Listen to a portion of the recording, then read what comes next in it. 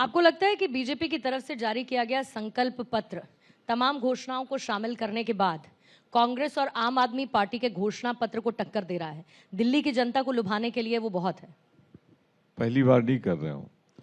जब दूसरों का घोषणा पत्र आ जाता है, जब योजनाएं आ जाती तो उसी में नंबर बढ़ा के पूरा तो करना नहीं। भारतीय जनता पार्टी तो यहाँ रेस से भी बाहर है, उन्हें कुछ करना तो है नहीं, पर वो दिखाना चाहते हैं कि हम आते तो ये करते हैं। अरे छोड़िए, भारतीय जनता पार्टी क्यों नहीं आएगी उसकी वजह बता दूं मैं।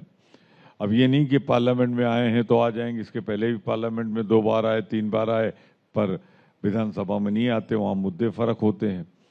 और दूसरी सबसे बड़ी बात जो है भारतीय जनता पार्टी के साथ, कि कुछ जोड़ना दूर रहा, एनडीएमसी उनके हाथ में थी, वो तो बचा नहीं पाए हो।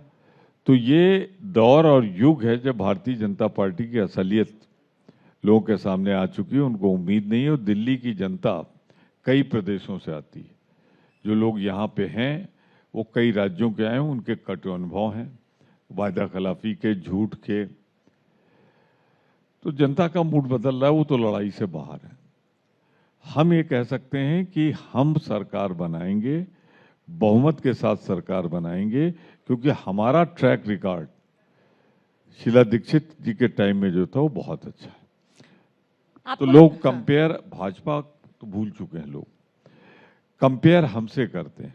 और जब कंपेयर हमसे करते हैं तो उनको सड़कें, प्रदूषण, जमुना का पानी, छठ तक लोग नहीं मना पाए, कानून व्यवस्था भाजपा की खराब। ये सब हमारा कार्यकाल, हमारी उपलब्धियां ज्यादा हैं उनके बनस्पत। लेकिन वोटिंग परसेंटेज उनका ज्यादा रहा है पिछले 2-3 चुनावों में, और कांग्रेस का काफी कम रहा है एज कंपेयर टू बीजेपी।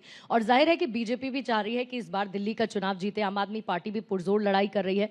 लेकिन आपको लगता है कि दिल्ली में घुसपैठिए या रोहिंग्याओं का मुद्दा या जो वोटर लिस्ट के साथ छेड़छाड़ की बात हुई, ये सब मुद्दे बहुत इंपॉर्टेंट हैं? और दूसरा, कांग्रेस को सर इलेक्शन कमीशन से क्या दिक्कत है?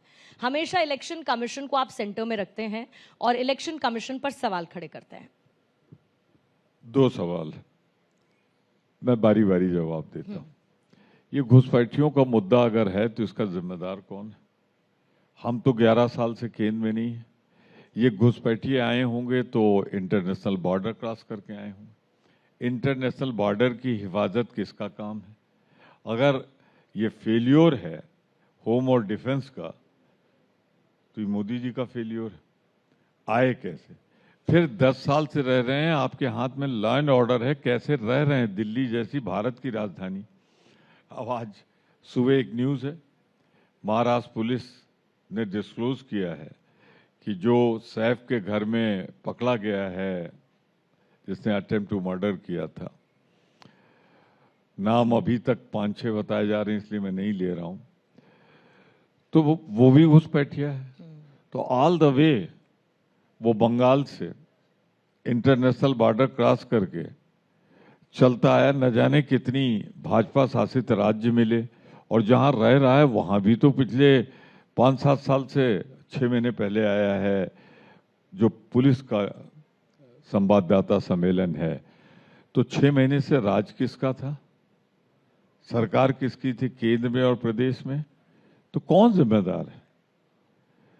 तो घुसपैठियों की जहां तक बात है, अगर हैं तो निश्चित रूप से उसके लिए दोषी भारतीय जनता पार्टी है। दूसरा आप क्या कह रही हैं? दूसरा सवाल मैंने पूछा कि इलेक्शन कमीशन से कांग्रेस को क्या दिक्कत है? हमें ही नहीं, अब तो मतदाता भी शिकायत कर रहा है। जो कुछ महाराष्ट्र में हुआ, और मैं प्रत्यक्षदर्शी हूं, जिस तरीके से मैंने भी अपनी जिंदगी में 11 चुनाव लड़े। एक बात मैंने पहली बार देखी है जब से भाजपा आई है, वोटर लिस्ट में पेज के पेज डिलीट हो जाते हैं, वोटर्स के कट जाते हैं। अब मैं इस पे नहीं जाऊंगा कि वो किस धर्म के, किस संप्रदाय के, किसके ट्रेडिशनल वोटर है। फिर जिस तरह पार्लियामेंट सबसे इंपॉर्टेंट चुनाव होता है, पहले दूसरे राउंड में कई दिन बाद 5 करोड़ बढ़े हुए वोट बताए गए।